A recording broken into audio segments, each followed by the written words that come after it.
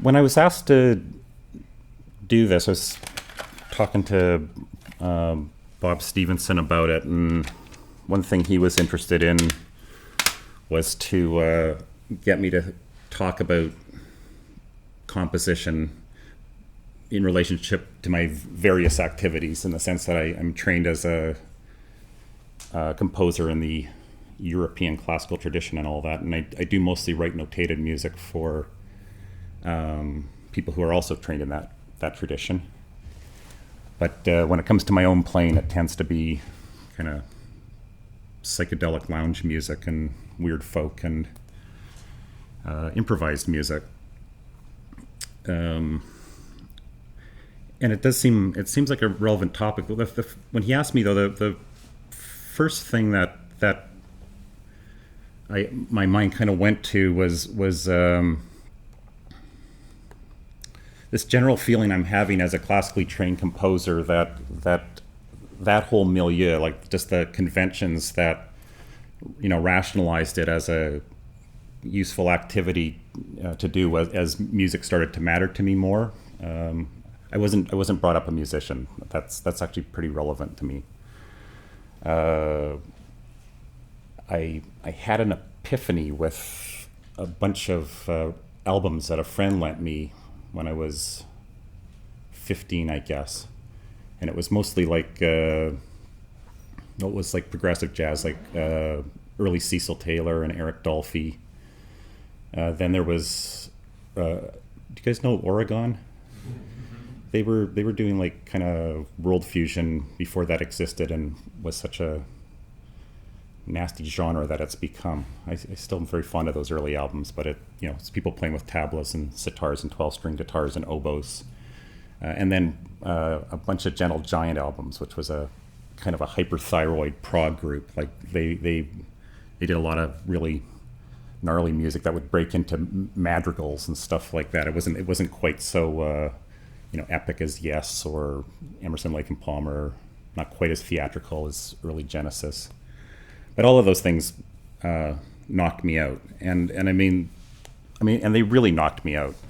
And I got to say that in a funny way, everything I wonder about and think about, I'm teaching various courses out of the Cultural Studies Department of Trent now, like just one a year. But world music, music and society, and I wonder a lot about what I do as a musician too. But when I'm teaching or when I'm thinking about this stuff, it kind of starts. Its starting place is the whole fact for me that music is powerful.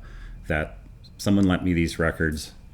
I'd be mostly listening to America and Neil Diamond, Gordon Lightfoot, and Christian rock at the time I got these, which is progressively some of the weirdest music I can think about now. That might come into this discussion too. It's funny what can become weird if you listen to it a certain way. But it wasn't a big part of my life, and the fact that someone could lend me these things, I could throw them on the turntable and be kind of knocking around like the world had just changed. Is kind of still the starting point when I think about.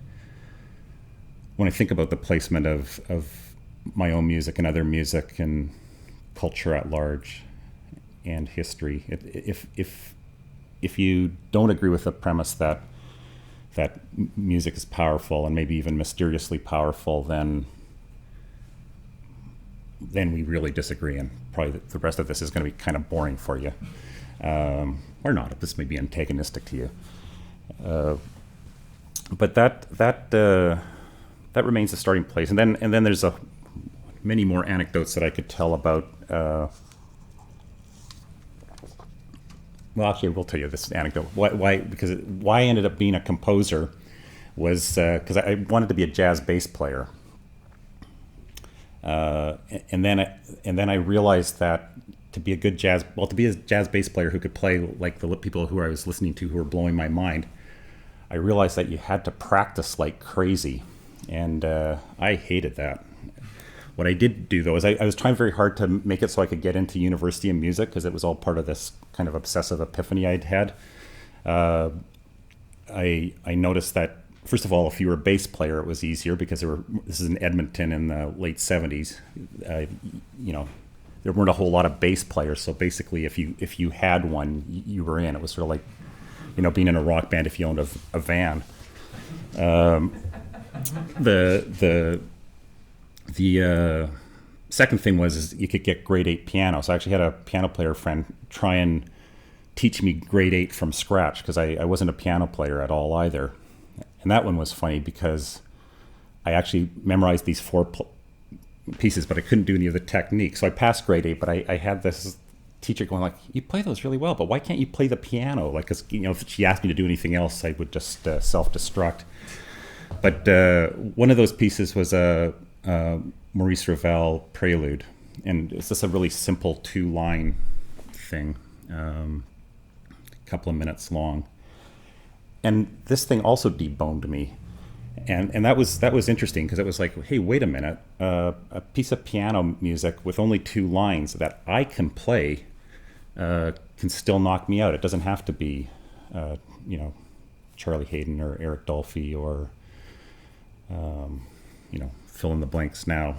And so that was one of my inspirations to being a composer as well. As I thought, okay, I'm never going to practice an instrument good enough, but maybe I can figure out how to make 2 lines go against each other in a way that would matter to me as much as music played by people who can really play. Which I think is kind of apropos to just in the sense that it gets to just how mysterious it is, what can affect you as work. Anyway, getting back to the in a sense the commission of this lecture. I have been wondering about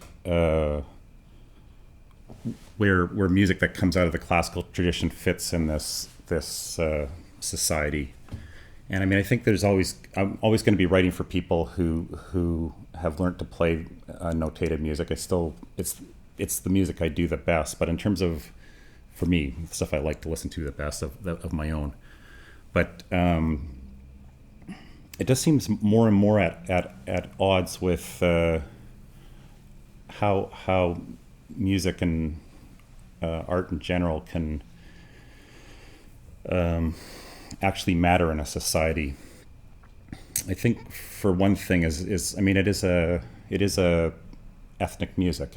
It's a music that belongs to a certain part of Europe. If we're talking about standard repertoire from about 1700 to 1900. You can go, 50 or 100 years in either direction there a little bit. But in terms of what its kind of core aesthetic history was, it belongs to that time. Its transplantation to colonial North America, I think, has more to do with kind of an elite text around. This was, part of its text in Europe was that it was transcendental, though, of history, of nationality. That's the part that got brought over here. And so I think for a while it had this life of being kind of a high culture that even though you were in this colonial new world, you were brought up to believe that this music was somehow masterful, and that there was a certain cultural hierarchical level that your embrace of it would evince, which I think is being thankfully largely outgrown. What's tricky about it then, though, is thinking about what goes with that tradition that can still be vital and have a life together with a whole lot of other kind of music. So once I had gotten that far, thinking that I want to talk about that. We'll see how much I do. But then I was also thinking about the last time I did a lecture here. And in a funny way, the lecture then was kind of like the lecture now. It was about Rudolf Kammerus's theory of the aesthetic of the wonderful. I won't I won't recap that here, but I mean, it was this based on this whole idea of wonder being a way of thinking around evaluations and hierarchical divisions. It's that this idea of the aesthetic of the wonderful is something that I had already been kicking around a long time when I did that lecture. When was that anyways? Like 2004 or something like that? And it's still backgrounds a lot of what I was thinking of, I think about in general. Then, so given where we're progressing here with wonder and the idea of rethinking composition outside of the high art thing and that whole tradition, I realized that I had also, in another context, done some work towards that. There was a colloquium at Queen's University as a sort of a farewell present to my first serious teacher in Edmonton, Alfred Fisher. And they gave me this topic called the avant-garde and the future of art music. And I think when they said the future of art music, they thought that they were kind of talking about the same thing I am now, except for the fact that it has what I'll describe as sort of an odious term, this idea of art music.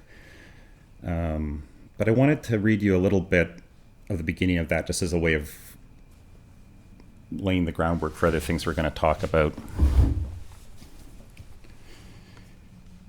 It's also one of the first places where I'll get to that when I get to it. So this is what I wrote. I said, I indeed took the name of this colloquium, excuse me, the avant-garde and the future of art music, as my starting point. The title of my presentation, Theory of the Wonderful, that was the title of my presentation, is a nod to Peter Berger's Theory of the Avant-Garde, a collection of seminal essays he wrote between 1974 and 1979.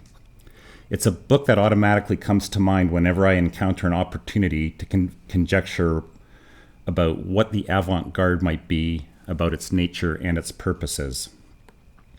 Peter Berger's Theory of the Avant-Garde posits the avant-garde as a critical, disruptive force working within what he calls the institution of art in bourgeois society. He's thinking about the institutional frameworks that engender and situate so-called high art, or in musical terms, the kind of work one would associate with the category referred to in the title of this colloquium, art music. That many of us would assume we know what music we're talking about when we say art music takes part in the institution that Berger is examining, and is an indicator of our place within it. It goes from there, talking about Berger's main concern within bourgeois so-called classical music, what he identifies as the autonomy principle, this whole idea of art being separate from society. What my essay did was try and reread Rudolph's Aesthetic of the Wonderful as an avant-garde idea, but one that didn't have a lot of the problems that Berger identifies. Like, he's mostly talking about historical avant-garde, surrealism, Dada, Duchamp's work, things like that. But the thing that I wanted to bring out was this idea that for him to be avant-garde is to make work that is critical and disruptive. I'll read it again. A critical disruptive force working within what he calls the institution of art. So, and that was the other thing I said, like the fact that a lot of people, I mean, I know that there's not necessarily a lot of classical musicians here, but do people run into the term art music as a way of trying to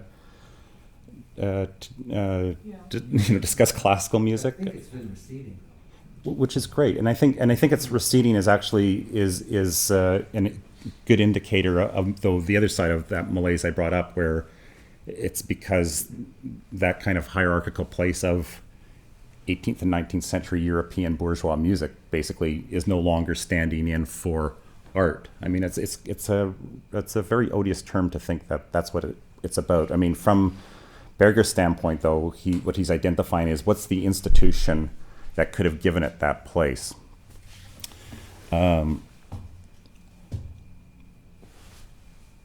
As I go through the essay, and I'm talking about the relationship of the avant-garde to bourgeois classical music, one of the major points is, and this is sort of Berger's problem too, is that for the avant-garde, they had this twofold thing that they were going to try and pull apart these existing institutions. Part of their idea was to it was just critical in terms of the avant-gardes he's talking about. It was had this other idea of trying to imagine a work that, or a kind of art that was more in sync with quotidian life, day-to-day life.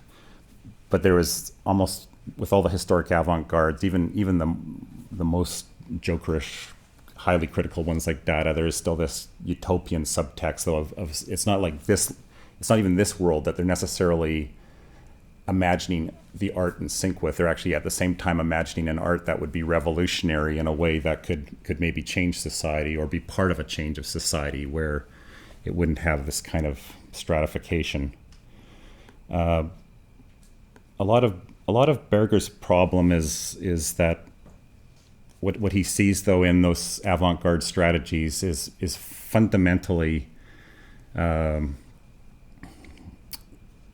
kind of an exercise of negativity, where you're creating work based on pulling apart the institution in a demonstrative way. That with a lot of these works, there was kind of an also narrative evinced by the work that was about how they were being critical of the institutions they were poking away at, and that. How far back does he take it? Pardon me? How far back does he take that view? Is it just 20th century, basically? Yeah, he did. Oh no, it starts with. He takes it back to certain French literature. I think Flaubert and Balzac, but I'm a little rusty already with it again, though. But yeah, he does take it out of more of a literary avant-garde before he moves into the 20th century historic avant-gardes.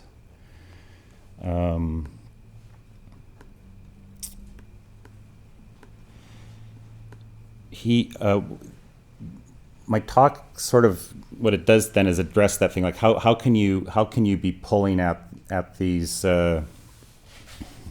institutional conventions and not just seem to be narrating a kind of negation of them. And to me, Rudolph's Aesthetic of the Wonderful is a great example of that. I mean, that would be a kind of a different talk. We're taking a very long road to something a bit different. But why this essay really came to mind with this is that it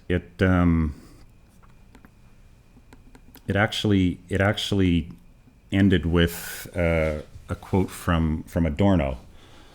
Adorno ends up playing a big part in Berger's text. He's sort of working in a post-Marxist way, talking about his arguments with Lukács. That's too nerdy. You don't need to know that. What he does talk about a lot, though, and it's something that Adorno talks about a lot, is the idea of reification. Thanks.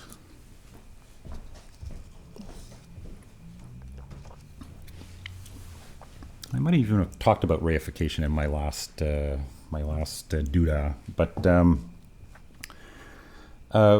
reification literally is to kind of make something that's not concrete, like something that's not a thing to make it a thing, something that you can objectively describe and then for Adorno and Lukács for that matter buy and sell. In a way, that's a lot of Adorno's project around music. I mean, I think he's in a lot of ways starting from the same place that I did. That music is powerful, but what he wonders about all of the time is why doesn't it stay powerful? If it actually has the power to change, why doesn't the change happen more ferociously? I mean, because he's a very pessimistic critic of the progress of European culture. So a lot of his critique has to do with what are the conventions that come into people saying this is what music does or this is what music doesn't. And we will definitely be getting back to that. But there's this quote I discovered of his. It was in an appendix to the new translation of the aesthetic theory. And they believe that they found a lot of these articles that they think were going to be like kind of excursus that would be just put at the end of the aesthetic theory. I mean, Adorno died before it was completely finished and edited. But the name of this little essay is Theories on the Origin of Art. And you'd think at first it's like, oh, he's going to give theories on the origin of art. And mostly what he does is just dumps ferociously on most what were then existing theories of the origin of art. Like basically he didn't have a lot of time for ontology, where people wanted to ground things in conjectures about beginnings and basic concepts. Again, he's more interested in how people talking about the origins of art, how these theories actually reify art, how they make it something that, oh, it's this or it's this. But he does it's almost an aside, and it's in a really, really curmudgeonly paragraph, but he does actually just give a little hint of what maybe he would think about art on an ontological level. And this is what he says. It is perhaps not irrelevant that the oldest cave paintings, whose naturalism is always so readily affirmed, demonstrated the greatest fidelity to the portrayal of movement, as if they already aspired to what Valery ultimately demanded, the painstaking imitation of the indeterminate, of what has not been nailed down. If so, the impulse of these paintings was not naturalistic imitation, but rather from the beginning a protest against reification.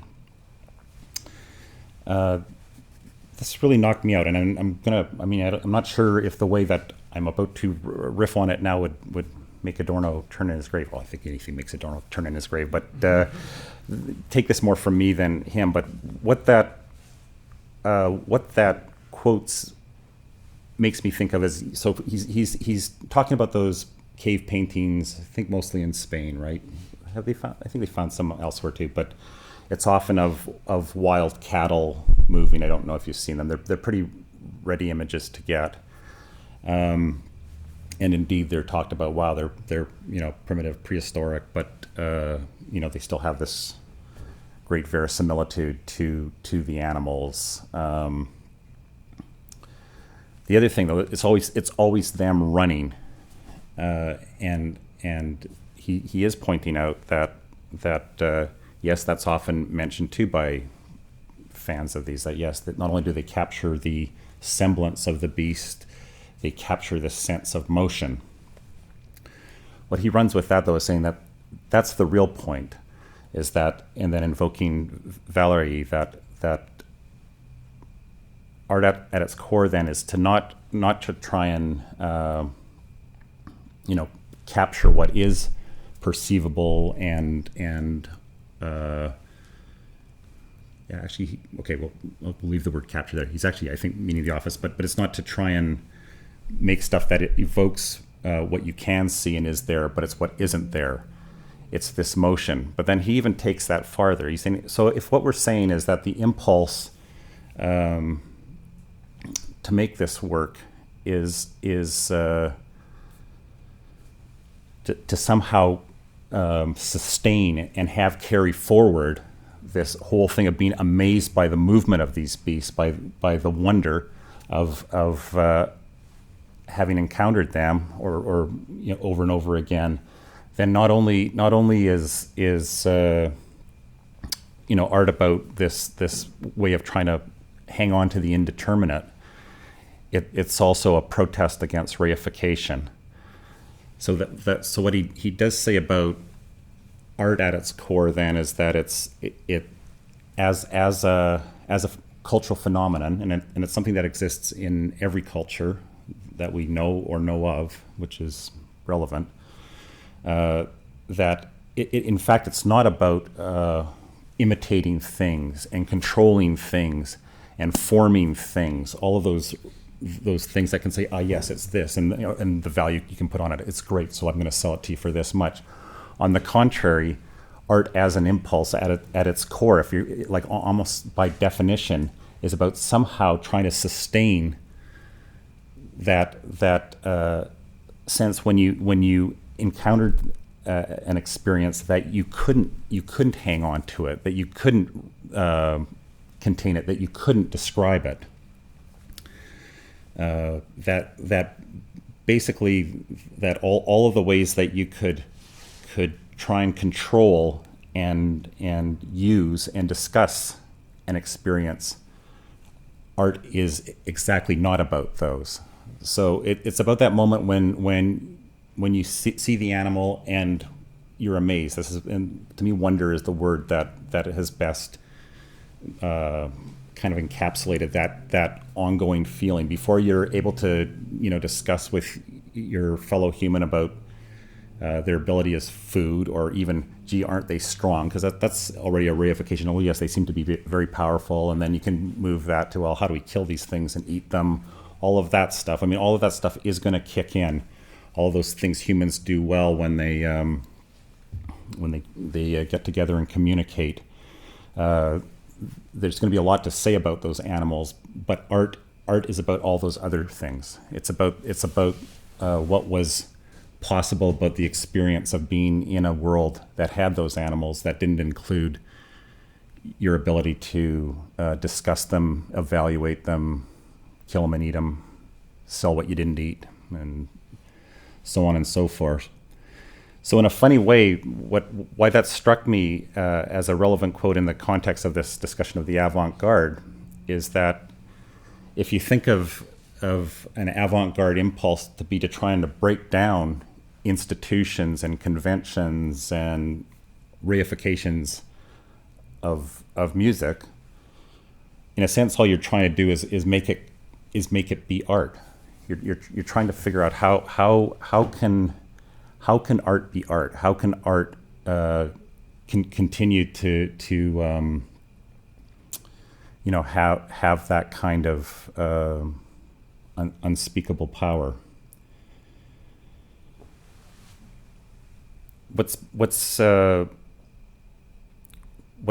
strong about that for me as a way of thinking about composition, and as a way of thinking about composition that's not linked to any one genre, is that on the one hand there is that critique involved where you're thinking, geez, when I think about this stuff, when I try and discuss, like, I've been blown away by this experience, and then I go to discuss it with someone, what is it that happens when I reify it, so that I can actually say, man, this piece was great, it was blah blah blah.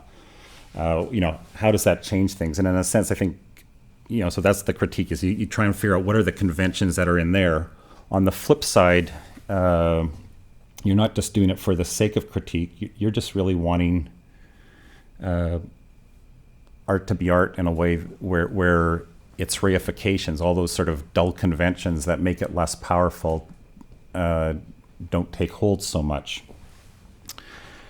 And what seems significant about that to me as well is that that whole way of thinking about art isn't linked to any genre. It doesn't have to, we can be talking about institutions of pop music, of French academic painting of the early 19th century, of Japanese no theater or Japanese psychedelia. Like in each case, there's going to be a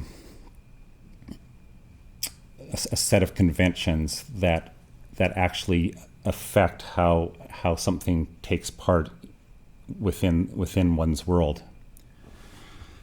Is this making any sense so far? Yes. It gets it gets better when we get to Captain Beefheart.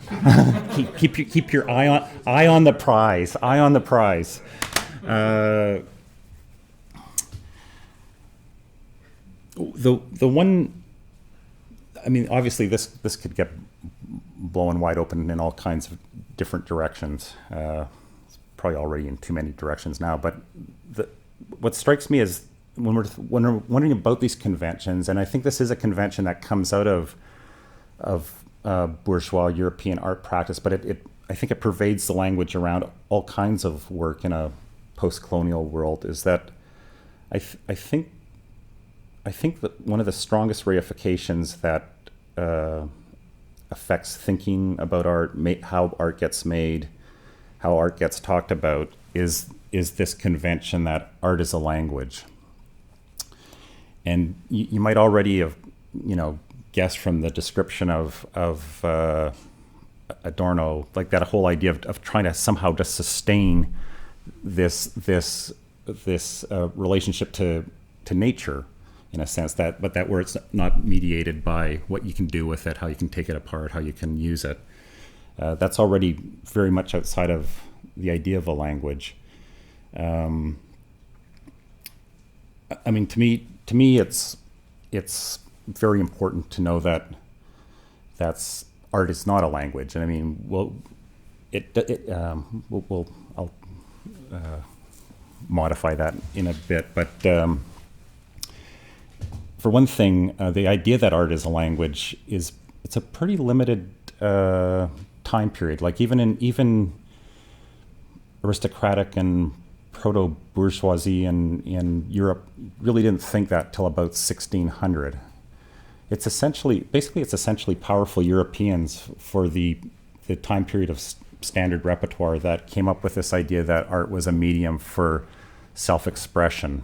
That what an artist did was have deep emotional and spiritual things that they wanted to express to the world, and art was the way that happened. So that when you were moved by a piece of art, the reification is, well, what the hell happened there? I feel my mind's completely blown. I feel all of these emotions. It's like, I received a powerful message from the person who made that. I get it, and that became the reification to discuss the power of it. It's supplanted things around proportion. Other texts, other reifications around math and beauty and transcendental, spiritual nature of art. And it was supplanted by this idea that it was a language and a medium.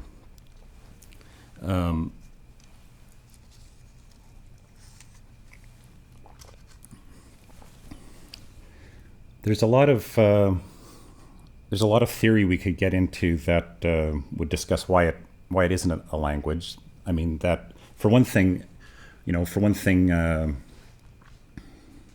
well, I will say that one thing.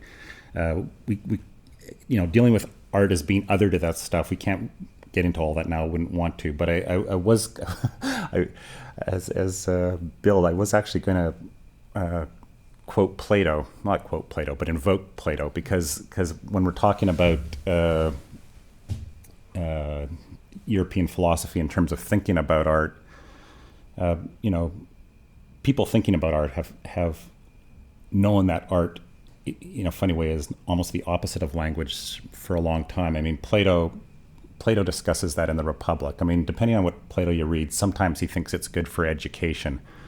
But basically, in the Republic, he really doesn't want art at all. There's certain inspiring poetry he allows, and I think marches. I think he thinks marches are okay because it gets people to go to war. But basically, Plato, like me and Adorno, what a boring party, but really an angry party. Also starts with thinking that art is powerful, and he's going like, whoa. Art is powerful. Like we've got to watch this in our republic, where we want everyone to get along and hold these ideals of mutual good. You don't want to have some Phrygian mode playing and have people getting all wild on you in ways that we don't understand. And I mean, he does narrate certain kind of prescriptions around that. What stuff is especially nasty. But as a contemporary French philosopher, Alain Badiou points out, who this guy actually uses Plato a lot, is he says at its core, why Plato doesn't want art in the Republic is because it's non-dialogic expression. That is, it's humans expressing themselves, making, putting these powerful things in the air that cannot be dialogued about. That basically art happens. People might be going like, wow, but no one can actually talk about why wow. And to him, this was just fundamentally frightening. He just really didn't think that you wanted something, basically like people get along when they agree. And he wanted this in the Republic. People talked about everything, they agreed on things, and then for the greater mutual good, they would make these decisions and progress. Art screws that up badly because although it's powerful, people can't agree on what's going on. They don't know what to do with it. They don't know how to organize it in a way that actually, really can completely neuter its power. I mean, to Adorno, the rest of history after Plato is not art not being suppressed, but it being neutered by more or less by other kinds of reifications. But I think it's for me, it's just a powerful thing to realize that with art, even at its quietest, that it's most like kind of right there and almost familiar, that there's actually something going on that's about real difference, real otherness, that is not about the ways that we as humans organize ourselves. And since we don't live in Plato's Republic, which I'm kind of glad about, but for me, live in worlds that I badly want changed, art does become then this interesting thing, like, wait a minute, there's this whole potential of human expression that is always bursting forth, but doesn't nicely fit into any of the cultural conventions that would want to contain it and take its power away. So it becomes a way of imagining change and thought in a way that has an actual radical difference to it. From the standpoint, though, of making music, then, though, I think for a lot of us in this culture, in terms of its remnants of, as being a remnant of that European culture that put forward art as a language, that it's a powerful thing to break from, in the sense that it's a way of, first of all, getting out of the idea that as an artist, what you're doing is making something that means something that you're going to show to people and go, isn't that meaningful? And have them go, yeah. But it also gets away from you thinking that you have to get them to agree with you. Because, I mean, if it's a language and you're saying, like, this is really powerful, right? And they go, yeah. You're kind of in trouble, because it's broken down that whole kind of constraint of communication. I mean, this is kind of old stuff. I mean, we're kind of walking into cage land now, right? Where in the whole idea of experimentalism, where what becomes more interesting with a work is to try and make things, enact things, allow things to happen, where you can go, okay, this is going into the world, and let's see what can happen. There's a new book out by Lydia Gurr where she actually has a nice chapter about Adorno and Cage. He wrote about Cage quite a bit, and what she's talking about is the difference between the experiment and the experimental. And Adorno often thought that Cage sort of fell on the side of the experiment, and the difference is that, and she's very clear that this is not a true, it's a rhetorical difference, it's not a black and white difference, but in terms of how she's typing the two words, the experiment is a thing where you go, okay, I'm going to do this and this and this and this with this material, there it is. And I mean, and she especially points that out in terms of a kind of post-Bacon science, where it's about trying to really extract from nature results. But I mean, Adorno thought with Cage, he just sort of relinquished too much. He was just saying, okay, we're going to run this experiment and see what happens. Whereas what Adorno was interested in more was the experimental, which is something much more fragile in her typology. The experimental, as opposed to the experiment, which is, okay, here's the procedure, here's the results. The experimental is more a sensibility where you're wondering what's possible in any situation, and you're not looking for a given result, and you're looking for a certain kind of openness of experience. She correctly points out, I think, that, I mean, what Adorno's problem with Cage is he's talking about Cage's methodology, some of the claims he made about silence and natural sound. I mean, the fact is that Cage still had these experiments happen. They become music that's completely can be amazing to listen to. That is not, where it's not just an example of the experiment. I mean, I think Adorno's assuming that actually listening to Cage doesn't matter, whereas I think he probably didn't listen to enough Cage. But it gets us into another word, though, that if we're thinking about what to make, when I talk about the experimental, it isn't so much about actually having to have a procedure that where you in a hands-off way run a certain kind of system and then see what happens. It's more a sensibility where you are a musician in this culture, you are an artist in this world, but based on the constructions that go into you making you that way, as you try and come up with new ways of making work and engaging work, you do it with a way of wondering what's possible, rather than, for instance, falling into reifications of language and communication and that.